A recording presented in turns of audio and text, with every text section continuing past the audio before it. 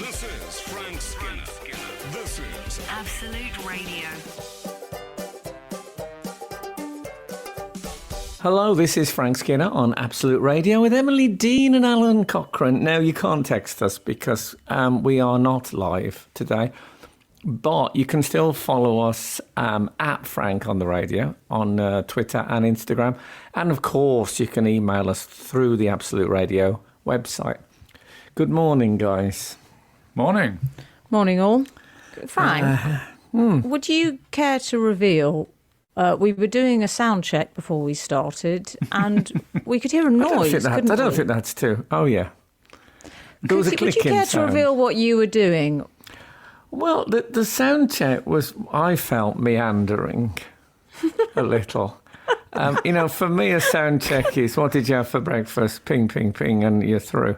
But it was a bit of this and a bit of that. So I thought, I just noticed that my fingernails were looking a little bit extended. So I cut my fingernails, which point the producer started saying, hold on, I'm sorry, I'm getting a bit of a clicking on the line. There's some sort of, but it wasn't a technical thing. It was a human thing. Yeah. So that was, I'm not ashamed of that. I don't like, just dead time. Okay. I'm the same. During the sound check, I was putting those toe dividers in and just varnishing my toes. Well, silent. I'm glad we're not together in the studio because that is one of my worst things. I was in a dressing room once and my support act's wife started doing her fingernails and I said, I'm going to have to ask you to get out because the smell is just... A woman did it on a plane once when I was on. And I complained, and she was a bit shirty, and the stewardess backed me up. Oh, really? Really? Mm-hmm. I'd be more comfortable with the smell of the varnish than the sound of the clippers that you displayed to us all just moments ago. Okay. Well, I wouldn't I had cut my my, nails on an aeroplane. I had my waxing strips out for my tash. The reason I wouldn't, moving on, the reason I wouldn't cut my fingernails on a plane is I might need them for gripping the fuselage as we plunge towards the ocean. Good point. So, you don't want to... Imagine the frustration if you think my only chance here is to grip the fuselage and I've just cut my fingernail. I couldn't... that 4 seconds that you've got left, just... we wouldn't be able to think about anything else. Simple as that. Yeah. Now, I got some... I feel very liberated today because I am not at my linen basket as I have been for this entire lockdown radio record thing. But I've been tidying my room for, I would say, the last 6 weeks. 9 years old? Yeah, I've been tidying about 2 or 3 hours a day. No, it was tidies their room. It was a bit Miss Havisham. It had reached that stage, and I did things like I vacuumed, and I've filed things. I've got plastic bags that just have dental items. I mean, I've really gone for it. And finally, there is enough room on my desk for me to put 2 elbows on it and the microphone. Oh. And so, I really feel like today, in fact, I concede most of you guys, there is a photograph on my desk of my radio family, excluding Faye, who hadn't yet arrived. I think you can see I'm pregnant with her at the time. We're standing outside a Coldplay gig, which... yes. I mean, that's so Absolute Radio in microcosm. I love it. No, if it would be Nickelback or something, wouldn't it? Wouldn't it be something like that? Is there such? Have I haven't made Nickelback up? No, you haven't. No, Kings of the Stone Age. Yeah, Kings of Leon. You made that up. Have I made that up? Kings of the Stone Age. Oh, yes, Queens of the Stone Age. Can I just clarify? Queens of the Stone Age, Kings of Leon. Yes, okay. Leon. Did I say Leon? All that. Okay. Kings of Leon. So there we are. I had an incident. Yes, when you're tidying and you get into a super tidy mind that everything has to be perfect. And I had clothes piled on the stairs and books piled on the stairs, all in the right order so they could be dispersed to their correct places. And then I had an incident which was slightly heartbroken, but philosophically invigorating. And I'll tell you what it was after this. Frank Skinner on Absolute Radio. So I set the scene in the last link that I've been doing extensive tidying. I had all these things on the stairs in neat piles waiting to be dispersed. And I had a handheld vacuum. Do you know the kind I mean? Like a sort of car vacuum, but the chunkier version of a car vacuum. Maybe you might use it for an estate. Oh, yeah. And I'd been cleaning up with that. And there were all these pristine things on the stairs. And I dropped, at the top of the stairs, this handheld vacuum cleaner. And it bounced down the stairs. And as it bounced, the door thing sprang open on it, and dust and dirt sprinkled on all these things as it went down the stairs. But the thing about it was there was sun streaming in through the main window of the stairs, and there was quite a lot of glitter in the vacuum. And even though I was really distressed that all my work had been undone, it was, if you can imagine it, a character death in a My Little Pony movie in which they fell down the stairs. It was like that. It's like a rainbow. A rainbow was spilling from them instead of I don't know, aqueous and vitreous humour from their split open eyes. The innards. Or I imagine it also, Frank, as if one of the Scissor Sisters tipped their bag upside down, that's what would come out, maybe. Yes. And, at first I was, oh, no. And then I sat at the top of the stairs, and I sat there for about 5 minutes and just thought about what had happened. And I found a whole plane of calmness I didn't know I had. And I thought, that could have been me. What if it had been me? That would have been much. Downstairs. As you know, my bones now are like arrows. Yeah. And I would have gone down. I feel my joints sort of puffed out little dusts of dried marrow as I hit each stair. And I just sat down and I basically philosophised about it. And I thought, it's okay. This is not a really bad thing. I can tidy this. And of course, there's a vacuum cleaner just there at the bottom of the stairs. So it all sorted itself out. I think I understand what's happening here. I think there's something actually quite restful about momentary anger. About, I don't know, maybe 8 weeks into lockdown, when I was, I had a twitchy eye and I was really worried about the fact that the world seemed to be having this plague. And then there was a moment I went to the fridge and I tried to get some blueberries out of the fridge, but somebody had put the lid, the plastic lid on the blueberries, and they sort of catapulted all over me, and blueberries were just spread all over the kitchen floor. And it was, I felt really annoyed, but for just a few seconds, it was like normal life was back. I was just annoyed at blueberries. COVID didn't exist. It was great, actually. It's probably the highlight of lockdown for me. So what is the moral at the end of this? Well, I've been breaking things myself. Oh yeah, get angry. I've been having a lot of clumsiness in lockdown, and unlike Mr. Bean, it's not a priceless oil painting that I deface.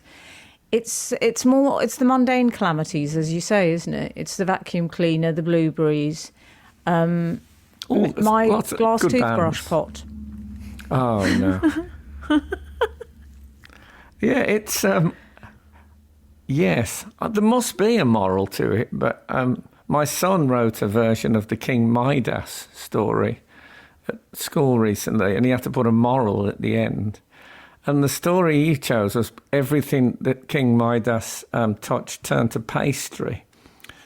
And in the end, he touched his wife, and she turned to pastry, and he ate her. And he said the moral is that he liked her better as pastry than he did as his wife. And I thought, something in that. Frank Skinner on Absolute Radio. I was talking about my 8-year-old. I know I go on about that a lot. When I say that, I mean him. But the other day, he ended school this week, and he said to me, would you like to have a go on my chatterbox? And I thought, now that's going to be some online annoying thing with, people on it. Yeah. And he got out. Now, do you remember those? Maybe they were called chatterboxes at your school, but not at mine. Those sort of origami things where they had colours written on the top, and you'd choose a colour. And if you choose blue, they'd open and close it, BLUE, and then you had to choose numbers. Do you remember these? Yes. Are these placed on your digits? Yeah, on and your it would culminate in some sort of dare. Like, I think Kiss Catherine Edwards is one I can remember from my school. Oh, okay. Shout out to Catherine. Did you? Yeah. No, I don't think I did. No, that one never turned up. Bozzy's had things like "Sing a Romantic Song." Oh. Lovely. Was one of them. He's aiming slightly differently than you were. Yeah, one you'd have liked. 20 star jumps was one. Oh, I don't like star jumps, but yeah, I appreciate. You don't like star jumps, you said. I don't like star. It's the closest I ever really get to feeling like a starfish. And I think that's a good... But I don't think they were called chatterboxes, those items, but I cannot remember them having a name, and if they did have one, I can't remember it. Any ideas? Oh, Alan, did you have a name for those? No, I don't think we did. What I might do is... I know that they're called chatterboxes now. Well, that's because I just told you. Yeah. All right, guys. No, but I mean, that's how information operates in I just my wanted world. I just wanted you to know how quickly I learn things. I mean, I sort of always just thought it was origami fortune teller. Oh. Yeah, but you don't want the... You want to give the it a OFT. name. Get the OFT out. I'd have loved that. Well, what I might do is post a picture of it and see what names people have for them, and best. What should we call that last best reveal? Best reveal, yes. Best ever reveal on one of those. I think I'm going to. I'll put that picture. I'll put the picture because I think people might not know what the hell I'm talking about, and that's a risk you're always going to take. So. Tremendous news. The cleaner's coming back next week. I must say. It's been a long lovely. time. Oh. Is that why you've been tidying up so carefully? Well, yeah, I thought I've got to give her something to be able to clean. Do you know what I mean? You can't go straight from Havisham to... But because Kath has arrived at a compromise thing, is that Kath has washed the clothes, but she will not iron. That's her limit. So I've just been wearing unironed clothes for the whole of lockdown. Because you can't iron either. Because I was going to say, what's stopping you from ironing Tony Blair, 1997? Well, I think we both are capable, but neither of us will iron. It's as simple as that.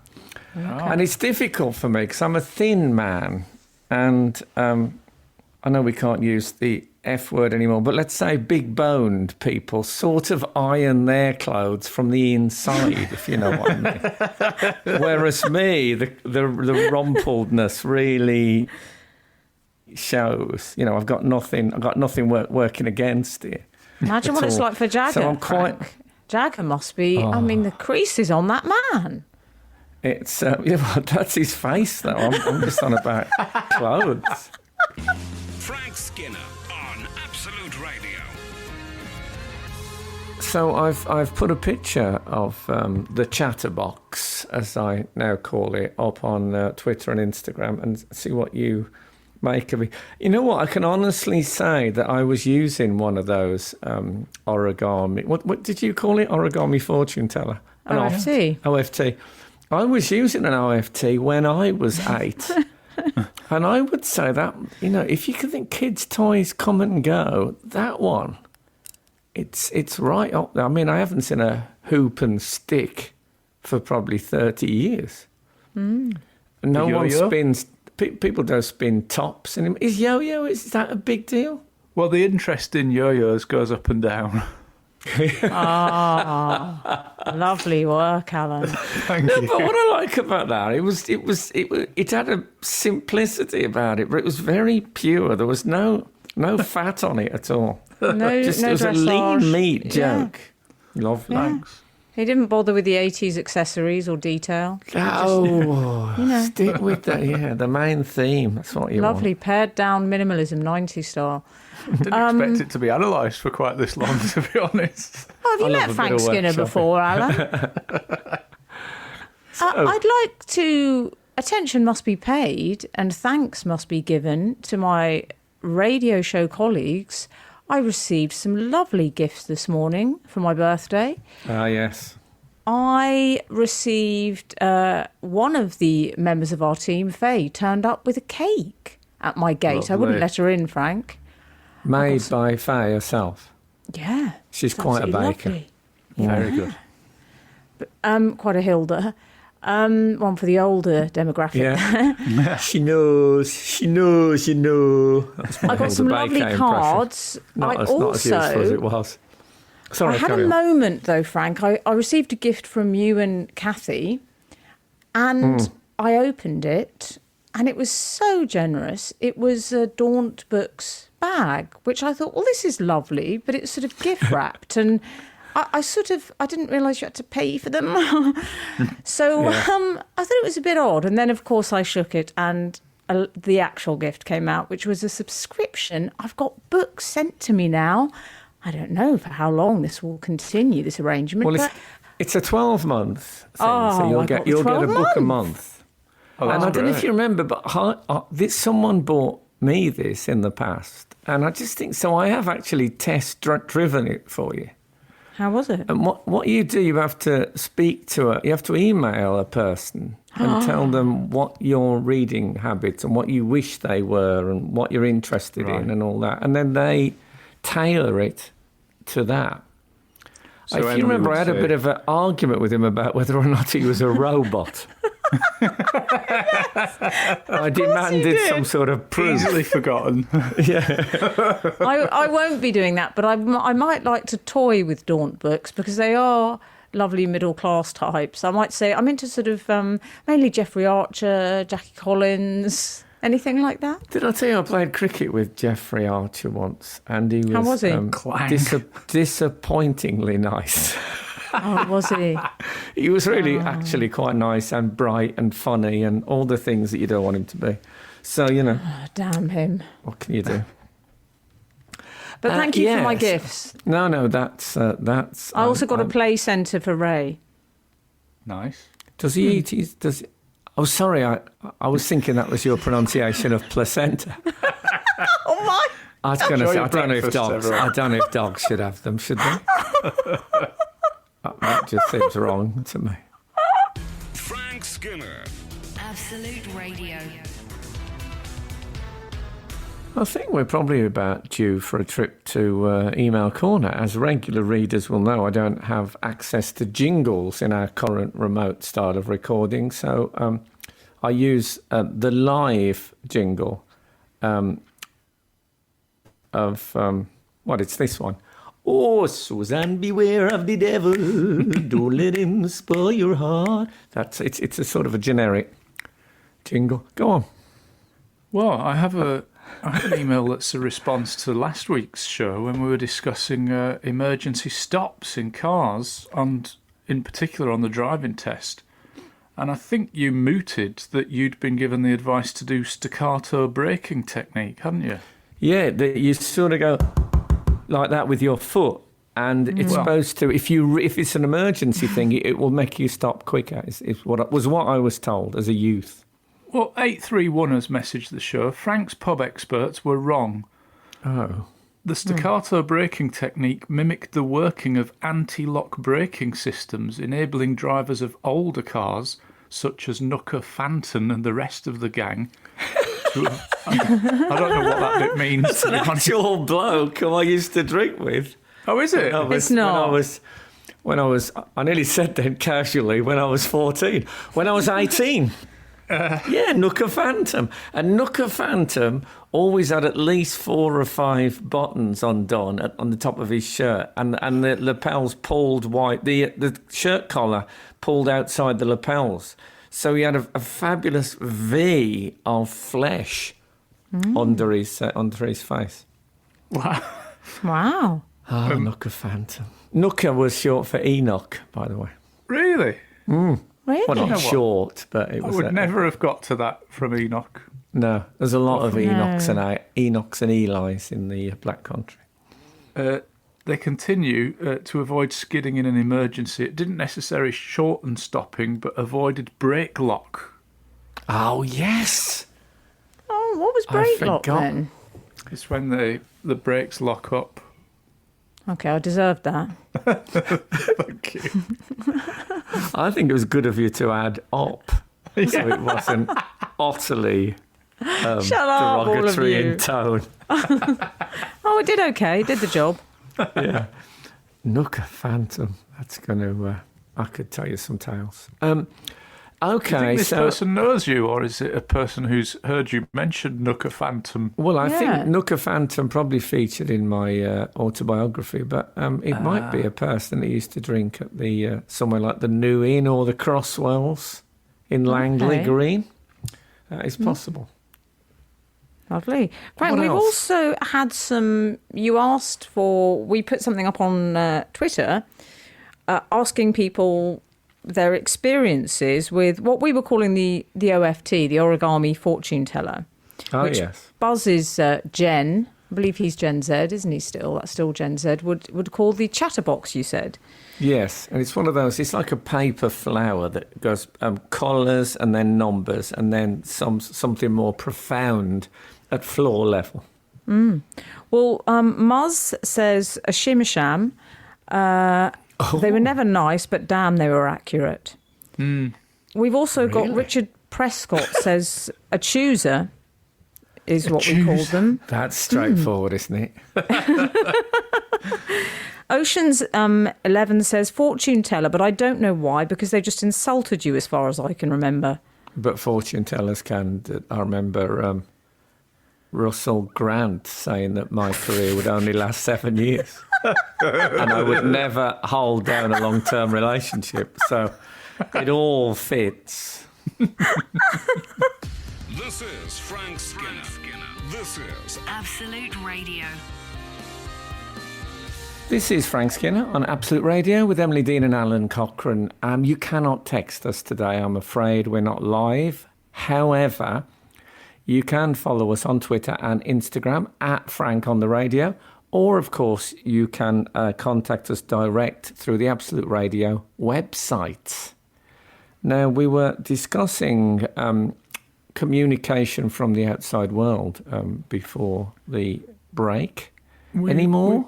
We were actually fielding a few emails and Twitter messages regarding emergency stops in cars. Oh, yes. And Adam Lethbridge messaged the show. Before I forget, listening to Frank on the Radio, similarly disappointed to hear that flinging your arm out during car emergencies is less familial protection than normal reflex. It will never give me the same warm glow of father achievement again.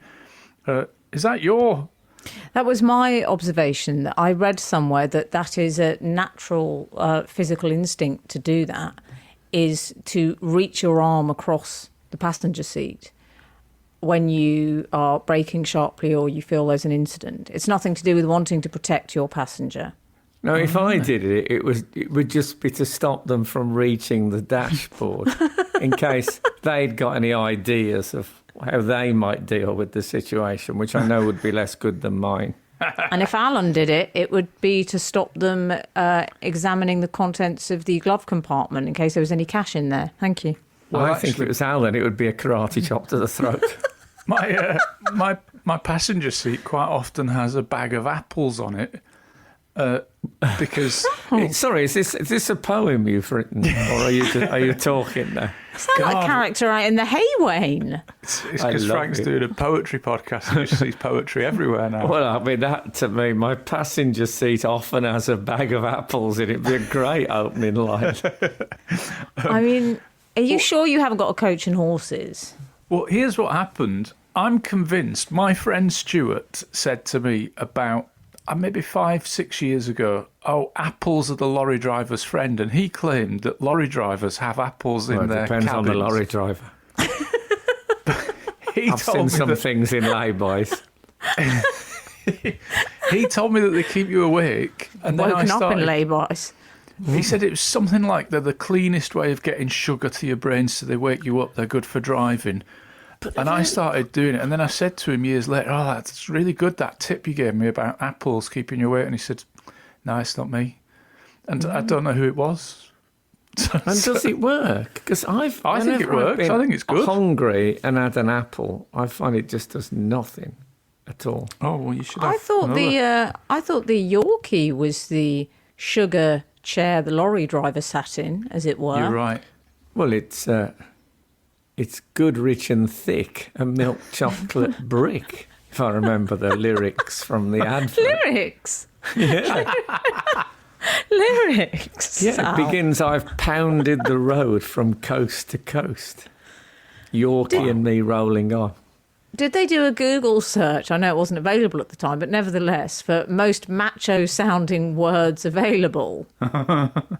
Well, I think I might. Now we're here. I've pounded the road from coast to coast, Yorkie and me rolling on, because a hard day's run can be short on fun without Yorkie to lighten my load. Big, rich and thick, a milk chocolate brick. Yorkie's a mighty big mouthful. Have you met Yorkie? No. And then it went, Yorkie's the way that real milk... Wait for it. Milk is the way that York is the way that real milk chocolate ought to be. And when I still that big old mill, there's still enough in store for me in that Yorkie bar of mine. That was it. And I can't remember conversations I had yesterday. How's that fair? No, neither can I. But the Yorkie lyrics stuck like burrs in animal pelt. That sounded like your poetry podcast had just gone a bit sort of on the sponsorship front.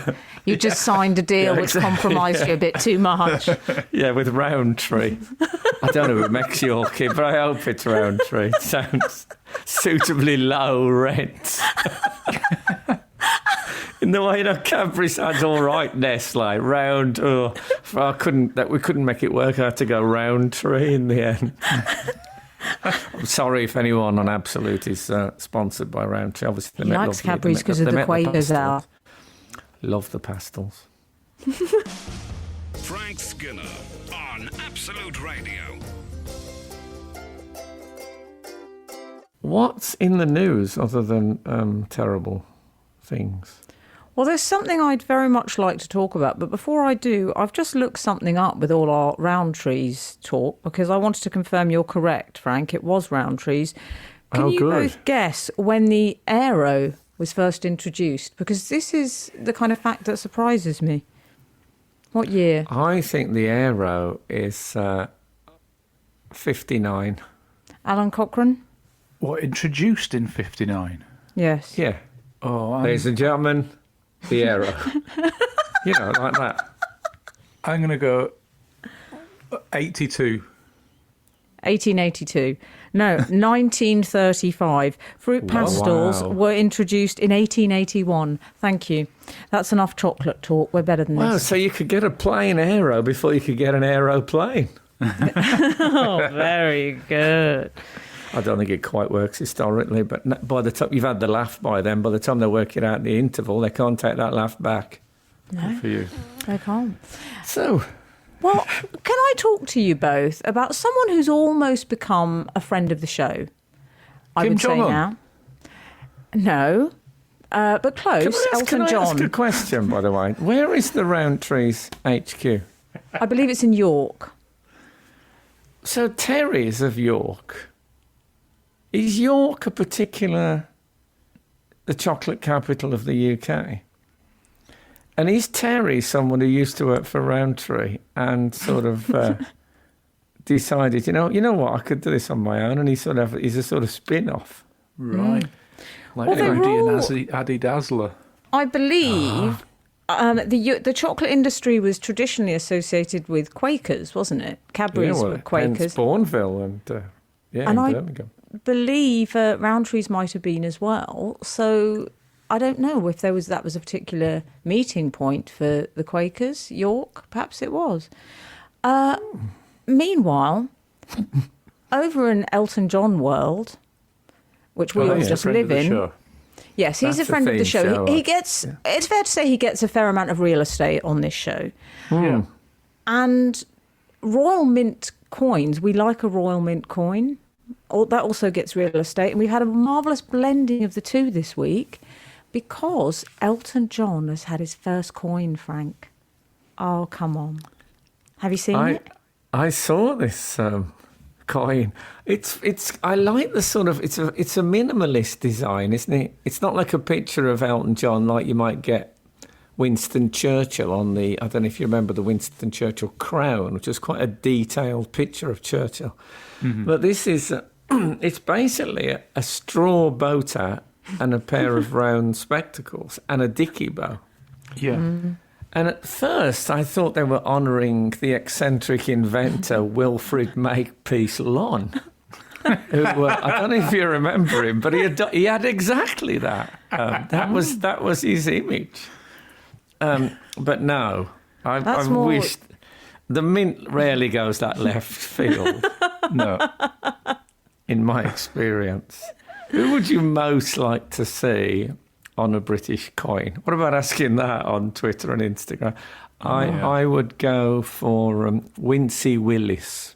Oh, yeah. Okay, do you know who I'm going for, Frank? Weather person. Go on. Arge. Because he's Arge. argent as well. Yeah. De l'argent. Perfect. Alan? That would be good. Ray Mears. I wouldn't mind someone who'd been in an air rage scandal. Maybe a series of coins. The air rage collection. With people who've been in trouble on planes. I don't know about you, but I'd be happy to have those in a souvenir plastic case with specially sized holders. Yeah. Maybe aeroplane shaped. Frank Skinner on Absolute Radio. So we were talking about the new Elton John coin. I don't know when it'll actually be in our pockets, but it'll be out there soon. I'm fairly confident it won't be in my pocket, because from what I could tell, one 50p coin was £12 or going right up to £64,950 for the gold version. Gold, Elton John, you do surprise me. Yeah. Although, can I just say, Imagine the guys... horror of someone who was very woke, who got a bunch of these coins and then he got cancelled and they wouldn't be able to spend them. They'd be starving for their beliefs. Their life savings. I suppose they could go out at night and put them into slot machines. I'm That always would be awful. confused when they apply the psychological... work? Sorry, I just wondered, would the gold ones work in a slot machine? Like, are they too heavy to be recognised as a 50p? I doubt anyone's ever If you put a wanted to gold play coin. snooker with it, pool, I suppose. If you wanted to get one of those chewable tooth cleaner things with a £50,000 coin or whatever it is, I don't know. I'm sure he won't get cancelled anyway. He's fine. He's fine. he is now inhabiting the boater chair, isn't he? He's the person one associates with the straw boater. And I would have... Harold Lloyd is the last person, certainly from my era. Well, like I say, for me, it's Wilfrid Makepeace Lon. Yes. Do you remember him? There might be some of our readers that don't actually know who I'm talking about. He's still around, I think. But he was that rarest of things. He was in the inventor chair. Yeah. I don't know who else has been in that. Richard Magnus Branson? Pike. Oh no, James Dyson. he was eccentric scientist was Magnus Pike rather than inventor, Yes. wasn't he? Yeah. Who's the current? Who's in the inventor chair now? Got to be would you James say? Dyson, hasn't it? Oh, yes. I think it probably is. Because he did I the noticed- wheelbarrow that somebody did better out of the idea than him. And then he went back and came back with the vacuum cleaner and the air blade. All right, tomorrow's world. Oh, lovely potted biography there of I Dyson. wasn't going to go through all of them. I felt like it was Weird factual biography. eating too much of the show up, I think, perhaps. No, it's fine. I mean, I think it did cause a slight vacuum. Oh, Anyway. Oh, lovely. Look, there are worse. Whose phone? That's so you, Frank. Well, it's not. I tell you what, my phone is off, but that is my distant iPad. I'm sorry, everyone. I've pressed decline. Okay. Oh no, sorry, that's my career gauge. I was reading this story in the Sun online, and they did that thing of having. Whenever they have any sort of music story, they will do a list of the person's hits turned into puns that are relevant to the story. Quite Sigh. And they Well, I always- included... Go on. No, I was just going to say, I always imagine how that ends up in the paper, and I think it's because some sub is furious and has a meltdown and says, I spent 2 hours thinking of these headlines and you've not gone with any of mine. Yeah, And I they say, think that "All right, might mate. be right. All right, mate, we'll put I it didn't in." know there was also, by the way, there was a Queen coin, which completely... I missed that. Yeah. Really? Totally. But I don't mean with the Queen on, obviously. I mean that the band... I knew there was a Queen coin. Did There's been loads it of those. feature Brian May's hair in deep relief? It was mainly Roger Deacon, I think, foregrounded. Okay. Not really. Is that his name? I'm not even sure that's his name. But you know what I mean, the bass Deacon? player. I don't know, Oh, well, yeah. it's a deacon. Anyway, I'm going to run these puns by you when we return. Frank Skinner. Frank Skinner. Absolute Radio. So I promised you all the Sun's puns on Elton John being on a coin. Now I got to tell you, I'm a big fan of the pun. I know a lot of people hate them and they're unpopular, but there's some rubbish here. Be straight with you. Dime still standing. I mean, it's an American it's not currency. a dime. Come No. on. Sorry seems to be the hardest wad. Not No, good. it's not a wad, it's a a coin. It's paper money. Copper dial rock. What's the dial? Well, it's bad. Yeah, there was no joy in the meeting in which they discussed these puns, is what I would say. It was like, what about copper dial rock? Oh, put it down, Paul. Be fine. I imagine this is what page 3 was like towards the end. Shall I take my top off? If you like. I mean, I suppose so. You know what I mean? That thing of we've done it now. We've really done it. Still, and the Elton John coin, ladies and gentlemen, is what we're talking about. Now this is one of the very, very few drawbacks of celebrity, and I'd be honest with you, there aren't many. Is that if you split up with someone, normally, if you split up with a person, like in the old days, before I became a sort of a, dare I say, public figure, you'd split up with them and you might never see or hear from them again. That was it. But I think if you're in the paper then with your next girlfriend, or who, or just around in the paper.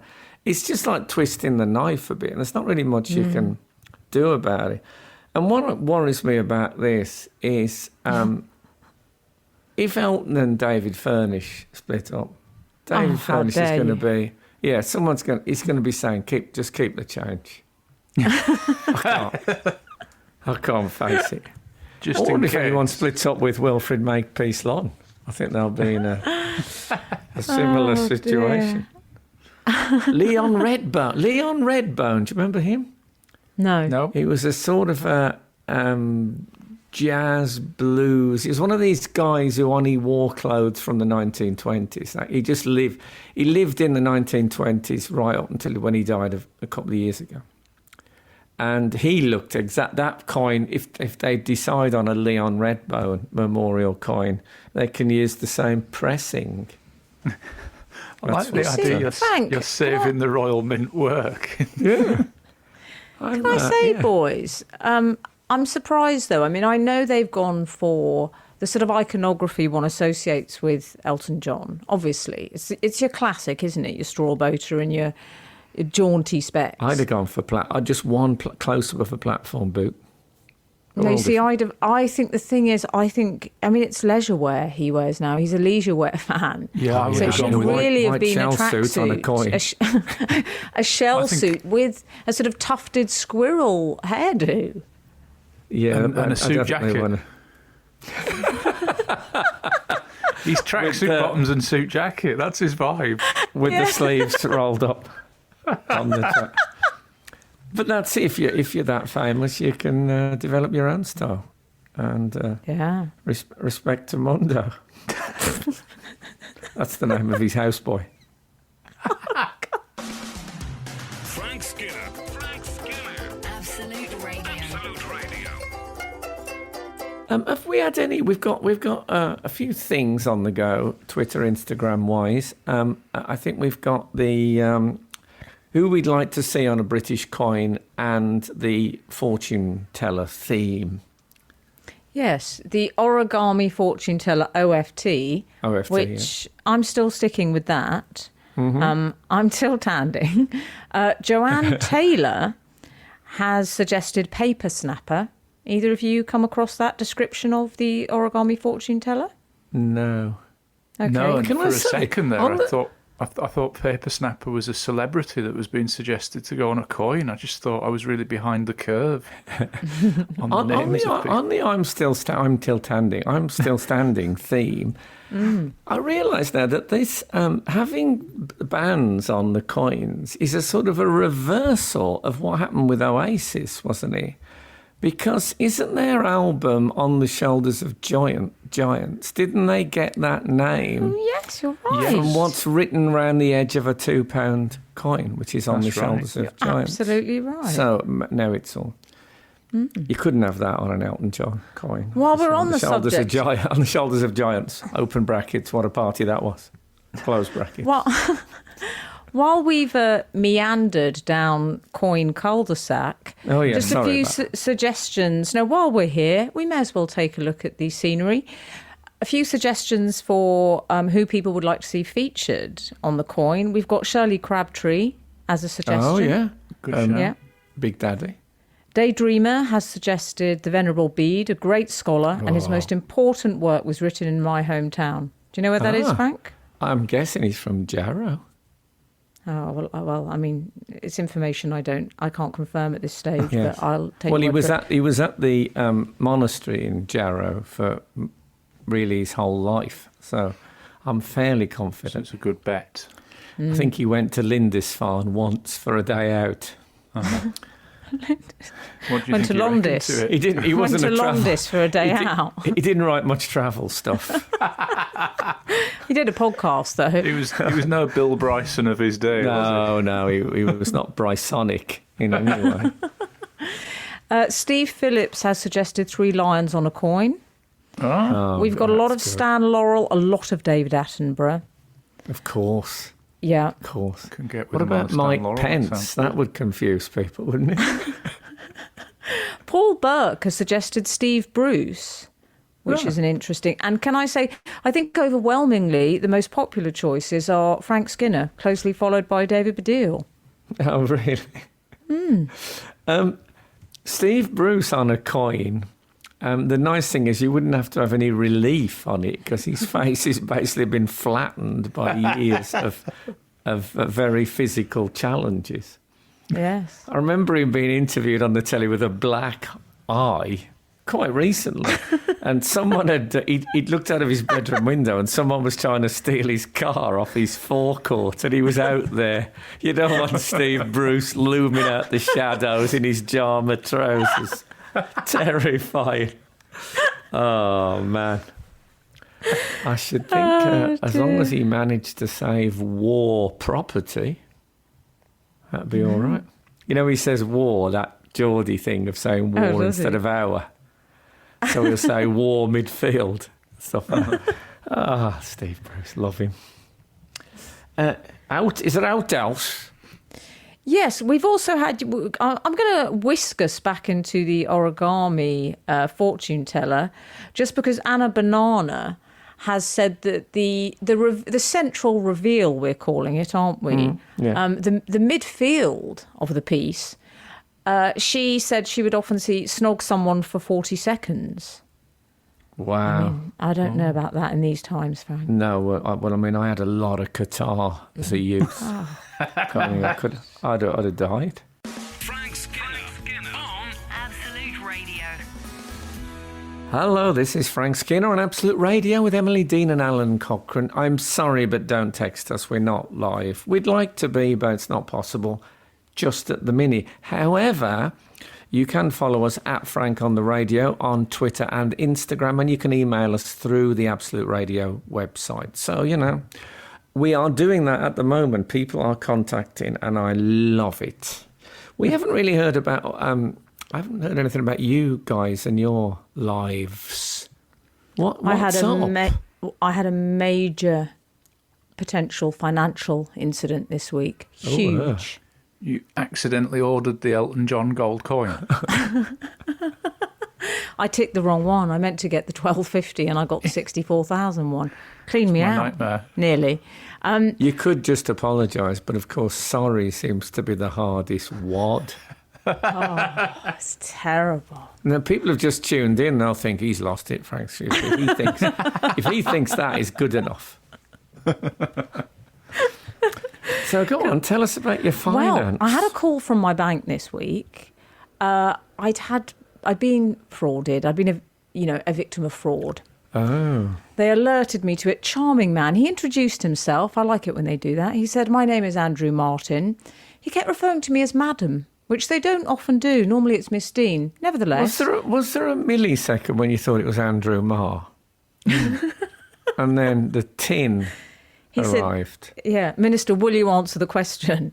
And so he continued reading out the suspicious payments. And we all know, we all know how it goes, don't we? A lot of electronic goods, a lot of alcohol, a lot of meat. They like meat, the card fraudsters. Yes. Well, I once bought £7,000 worth of jewellery in Tahiti.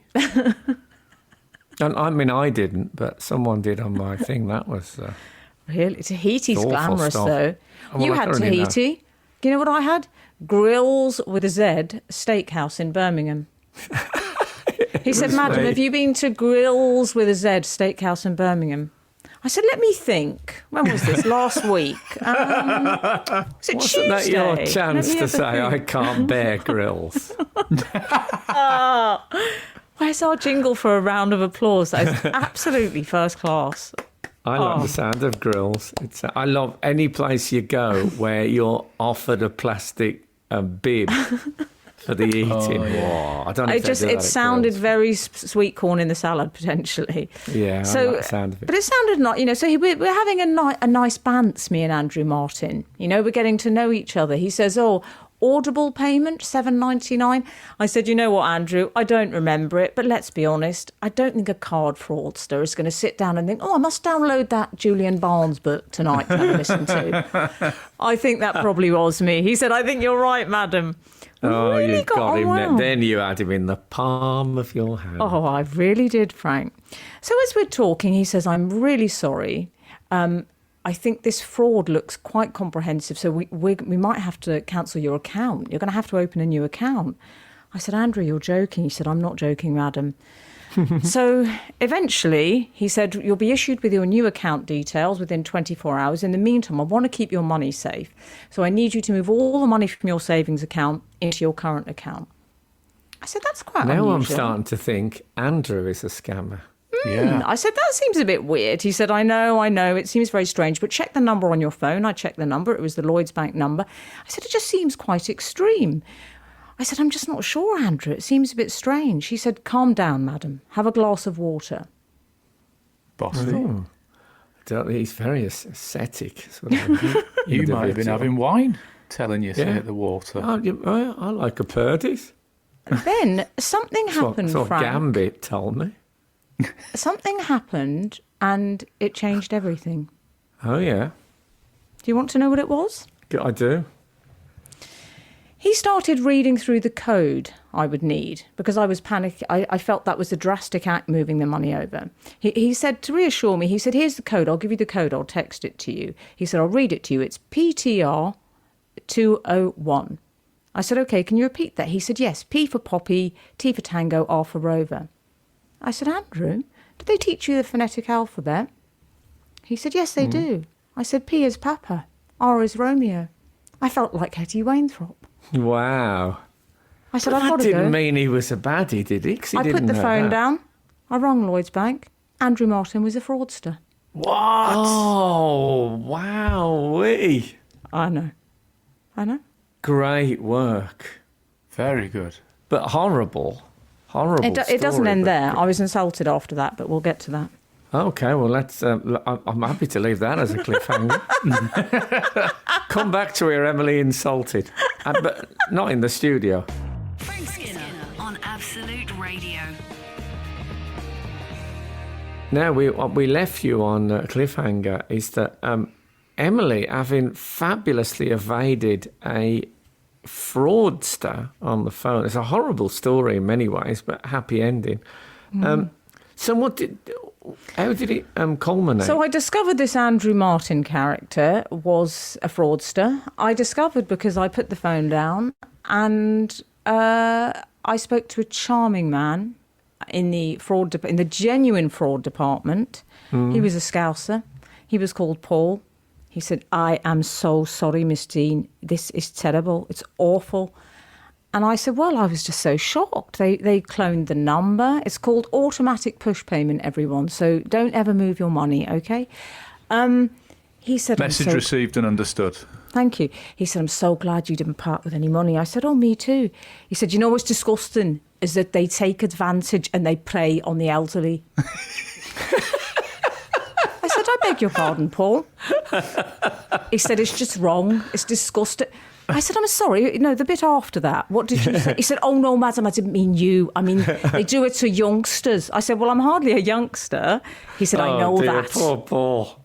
He said, I know that. I said, thanks a lot. He didn't know it was your birthday week, did he? No.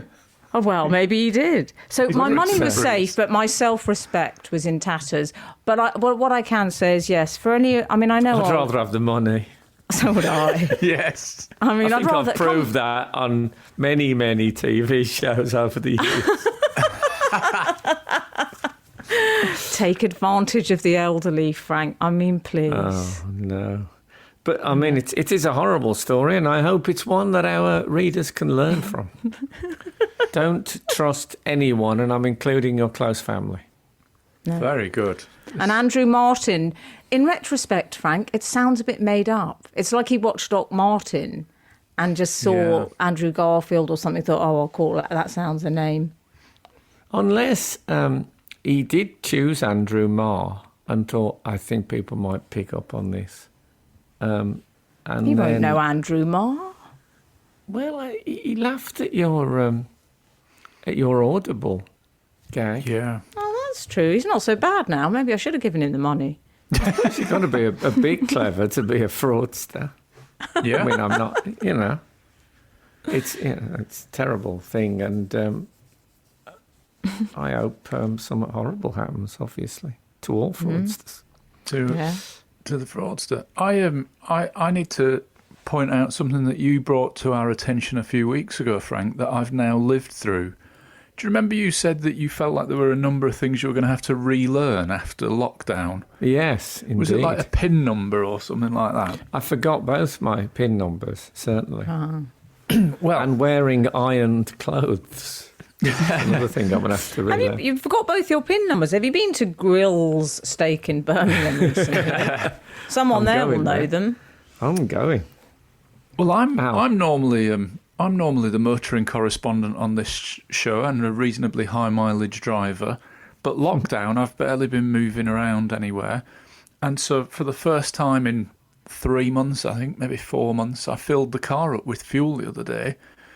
I stopped at the pump, got out of the car, closed the door, and my car has one of those little press the side panel things, and the door opens for you to take the fuel cap off. Do you know what I'm talking about? I do. I have the same. Yeah. It wouldn't work. It was stuck, shut. Oh, cobwebs. Internal cobwebs.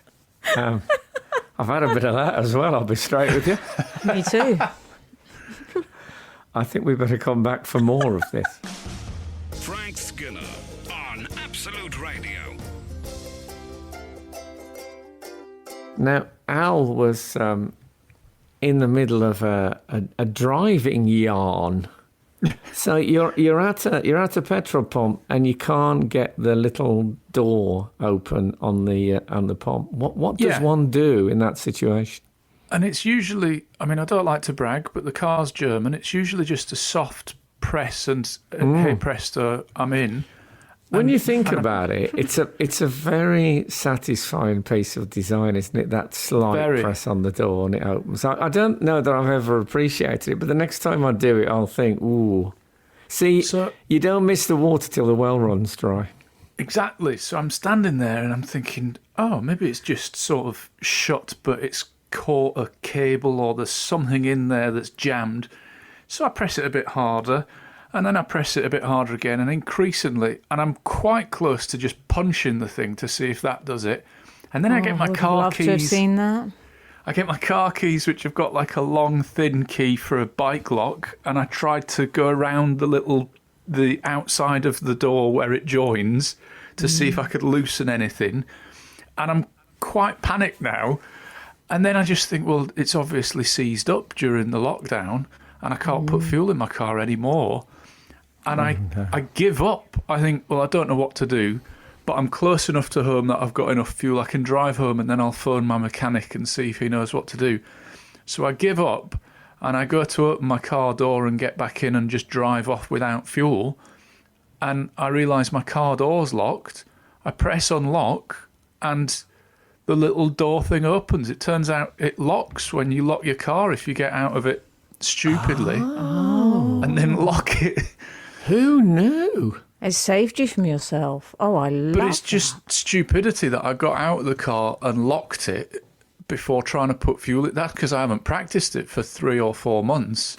Well, you did. Well, I have, on occasion, with a new car, I have parked the wrong side of the pumps. Forgetting which side. Oh, me too. Do you know what, Frank? You've got to be careful because that is a problem with the elderly. Yes. I'll tell you how I hoped your anecdote would end. With me getting was waiting for. Like a branch and hitting it like Basil Fawlty. I was hoping that you'd finally force the little door open and inside it would be the last 3 inches of a siphoning tube and 2 human fingers. Oh, my God. But, you can't have everything in life. That's I was hoping, find. Can I tell you how I hoped that would end? I hoped Alan might give a ring to the old kung fu fighting friends and they might all turn up and give it a prize open. They can do the phone books and everything, Frank. They'll have no problem with that. You know those punches that you sort of almost withdraw before it's, that one, that one, just to that, and everything would happen in the car. The radio would come on, and the airbags, just like the sheer perfection of timing of the sort of Bruce Lee-ness of it would just mend the whole, fill the tank up. The fluids would all go to the right level. Yeah. It would tune automatically to Absolute Radio. That's what I'm saying. I feel like I should have lied about the end of my story now. No, it was good because what it turned into the end of your story? A springboard, and it's taken us to 1,000 various places, and that's what great stories always do.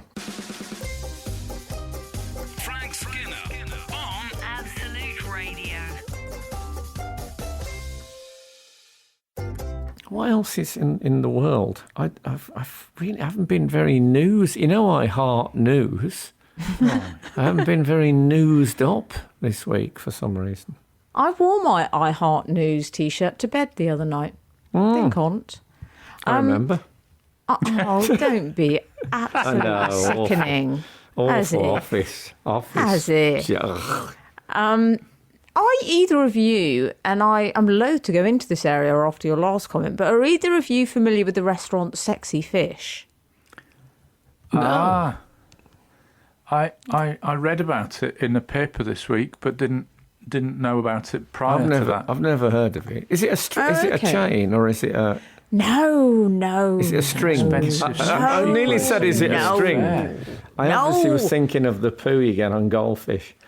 It's a restaurant. It's an incredibly lavish. I would say its demographic is your oligarch, essentially. Right. Really? It has Damien Hirst, I think it is. There's a mermaid sculpture by Damien Hirst of a mermaid. A real mermaid in formaldehyde. Real mermaid. Yeah. And there's also the floor is very famous because it's marble from Iran. It's Iranian marble. It's called Esmeralda marble. It's onyx marble, I think. So it's that sort of level. I have to say, the title would put me off. Oh, yeah. Awful. If I'm going to eat fish, I don't really want to be thinking about that aspect of them. You know what I mean? I feel like I have to taste it a bit. Also, you know what? I don't want to say to a businessman, I'll meet you at Sexy Fish. I mean, it's... No. Yeah. The evening has already got a slant on it. Do you know what I mean? Yeah.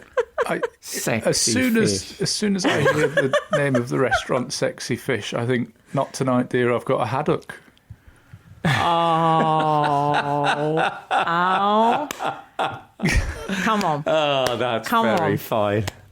Oh, that's good. That's top end. It really is. I haven't heard of it, but it sounds a place that I would. If I could sum up the kind of man that would go there, it's a very expensive blazer with bleached jeans, and he'd say something like, "Tonight we go hard or we go home." You know the type. Really? To which you generally want to say, "Please go home." Yeah, but Jess Glynne, who's a singer, are either of you familiar with her work? And would he say, I'm living it up because I'm in Dubai the whole of next week? That kind of guy. Yeah. Okay. Jess Glynne, I think someone said in a restaurant review of Sexy Fish, I remember reading this, something along the lines of, it's like being punched in the face by Dubai, was what I believe. I believe I read that in terms of the aesthetic. But anyway, Jess Glynne, who's a singer, sings with Clean Bandit a lot. Does she? Either of you? Any? I didn't know who she was until I read the story, and I think she's often feet, isn't she? She's feet. Feet. She's Jess very Glynne. feet. I'm afraid she got turned away, boys, from the restaurant. I've seen her live. You haven't. She was just doing one song. Okay. She's worked with them all, hasn't she? Yeah. She got very upset because she was turned away from Sexy Fish, and she posted this picture on the gram of her in an oversized hoodie with a baseball cap underneath, the crossbody bag and the trainers, saying, "They've just turned me away. They were rude and arrogant." And she'd gone somewhere else. It sounds like she was on her way to the gymnasium, not for a night eating. I think there must be some confusion of how she's sorted her wardrobe compartments. Frank Skinner on Absolute Radio. We were discussing Jess Glynne's trip to Sexy Fish, which ended in rejection at the door. Do you remember that time I went? I can't remember what the do was now, but I was at some big do and they wouldn't let me in. And I had to wave over Michael Hutchins, who was already inside, to vouch for me. And then they let me in. They took the word of a notorious philanderer and homewrecker over mine. But anyway, he very kindly came over and said, "Oh yeah, this is Frank. He's good." And that was that. Was he Australian? I think Yes, he was Australian. We met... No, I'll do that again. Well, now, blow me this bludger. You get the picture. Yeah. Essentially, what do we think about she this? well, she wanted. I think she was expecting people to say, "You okay, hun?" In response, and what she actually got was, Mockery. Yes, quite out. I think she unwisely said it was discrimination. That was, Yes, and that's it. Yeah. And But then she went from that to saying, "Oh, I used the word discrimination wrongly," and actually she didn't. Like, it was discrimination. They were discriminating, like they were recognising the distinction between what she was wearing and what they want people to wear in their restaurant. So it is discrimination. Also, I don't understand this thing on Twitter or Instagram or whatever, where people think, "Oh, people didn't like me using the word discrimination, so I'll change it. No one will remember that I used that word." I mean, have you ever seen? Or they take a tweet down and thought, "Whoa, that was a close one," and then it just says in the paper, and then they took the tweet down, which makes it 10 times worse. It's so much worse. Come on, people. Yeah. I know. Oh, and no Burberry as well, while you're at it. That's what I'd like to do. I'd like to do that as a sort of a tweet and Instagram in. What is the best entrance bar or sign you've ever seen? My favourite is no Burberry, but I'd love to know if people have seen any other things that weren't allowed, which were Oh, that would be a good one. Yeah. Have you genuinely seen that? No Burberry I've seen on a club, yeah. It was a time when Burberry was worn by louts. I don't know if they still going for that. Louts and Emma Watson was what I associated It's been rebranded a bit, fortunately. Can I just say, though, Sexy Fish, in defence of Jess Glynne, it does say on the website, we don't allow beachwear, flip-flops or sliders. I mean, you can't have a seaside essentially based restaurant with no flip-flops or beachwear. Come on. No, that's a good point. Perhaps that's why they had to put that, because people think it's sort of SpongeBob SquarePants themed kind of a place. And they've been turning up in shrimp suits. I went in a pair of Speedos and some armbands. Well, I went as a moray eel. And it was fine. I just slithered in between two closely set tables. It was no problem at all. I'd love to turn up there dressed as like a giant lobster. Do you think if we cut to Jess Glynne and her friend about to leave the house that night, and the friend says, "Will you get in wearing that?" And Jess says, "Look, the hospitality industry is on its knees. We can do what we like." They wouldn't dare. They're so desperate. But these people, even though they're starving, they stood up for their dress code. Rules is rules. That's what I said. That's another restaurant, of course, in London. But you wouldn't get in there in a hoodie. No, I thought you were going to say in a hurry. You have to wear a military tunic. So look, Sarah Champion is next. Do listen to her. And thank you so much for listening to us. And you know what? If the good Lord spares us and the creeks don't rise, we'll be back again this time next week. Now get your nails done. This is